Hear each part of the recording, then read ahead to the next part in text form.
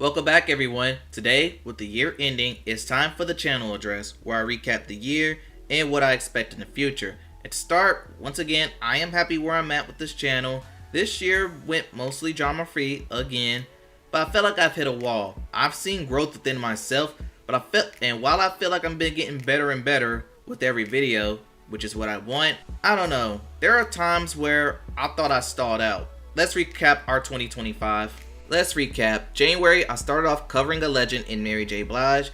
And also, y'all know January is mostly the month I cover the Grammys. And those videos often give me high traffic on this channel. But looking at this year's categories, let's just say my prediction video might be going for an hour. February, I did 2 movie reviews. One on the historically significant Carmen Jones, and the other, her hip-hop remake in the Hip Opera. The month of March is mostly Women's Month.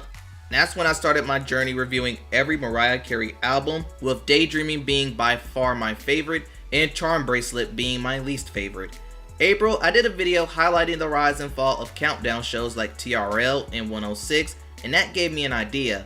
I asked myself, what would a countdown show look like in 2025? And so it was. In May, I launched the pilot of the top 10 video countdown, helping some of these videos get views, and I knew I was limited because I don't want to get involved in copyrights, just want to promote. And that show had became hit or miss, and I'll talk about that future shortly. But I will say the countdown showed quite a bit out of me week to week, as it affected my other main videos, to the point where I started to upload on Mondays instead of Thursdays, and I didn't get the viewership like I wanted. But this was the year I reached 3K subscribers, so again, thank you all for that. Other highlights, well, I started utilizing YouTube Shorts for bio shorts as I wanted to promote my long form videos, and those did well.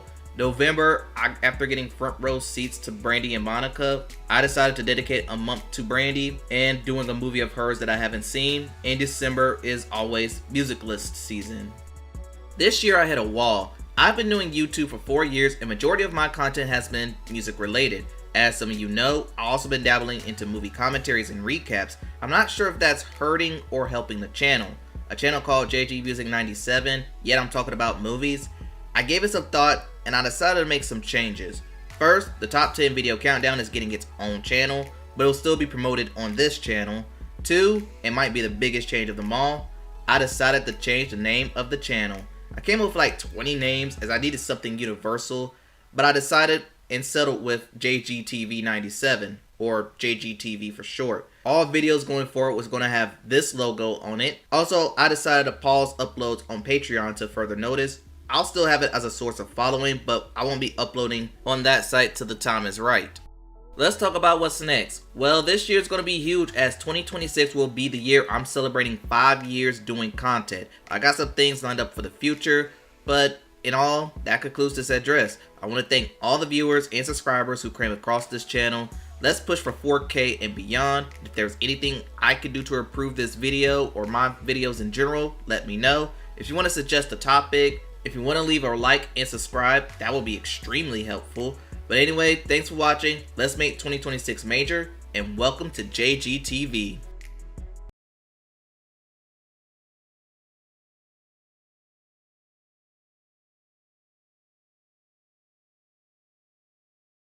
Kesha, Praying, Lady Gaga, Million Reasons, and Pink, What About Us. Now there are 3 issues with this. Ed Sheeran was the only male nominated. Number 2, the song content highlights the female body. And number 3, Ed Sheeran himself wasn't in attendance. Kesha in particular took issue with this, given her circumstance with Dr. Luke. But hey, in 2018 was the year of the Me Too movement, and after the year, things started to shift in favor of the pop girlies. That's another conversation for another day. But as for where I think about this controversy, I kind of think it's overblown, way overblown. And let me just say, I feel bad for Keith because since this moment, he hasn't treated a black woman right since.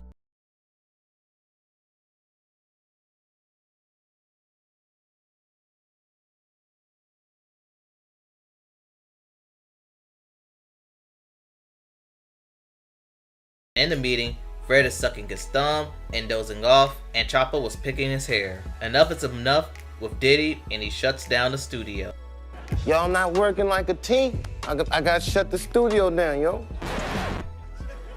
After Turns out they didn't die in that plane crash, as they were able to land the plane uninjured, but the injuries came when they were jumped by Metallica fans at their concert. But apparently, one of their members visited Blacksburg, Virginia frequently because he knew the words to Enter Sandman. Well, you don't look too bad. And I thank God every day I knew the words to Enter Sandman. Back at her ex. But why is this number one and not Morgan Wallen? It's actually pretty simple. Cause while I'm the Problem was, and still is a bad song, it stayed bad. Meanwhile, Blue Strip was a bad song and it somehow got worse. How, you may ask? By placing Sexy Red on the remix, and obviously she drags the song even further into the abyss. Thanks for watching, and I'll see you next time. And it's gonna be May.